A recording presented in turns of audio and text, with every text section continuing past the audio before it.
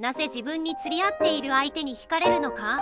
恋がうまくいく人に共通する意外な法則。恋愛がうまくいく相手は自分と釣り合うレベルの人を自然と選んでいる場合が多いです。これはマッチング原理といい、人は自分と似た魅力、価値を持つ相手に惹かれやすいという心理法則。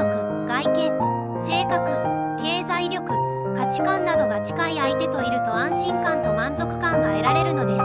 外見が相手よりも劣っている場合は経済力で補うなどとマッチングの比較対象は別分野でも構いません。マッチング原理では自己評価によって決定するため、自己肯定感が高い人ほどチャンスがあります。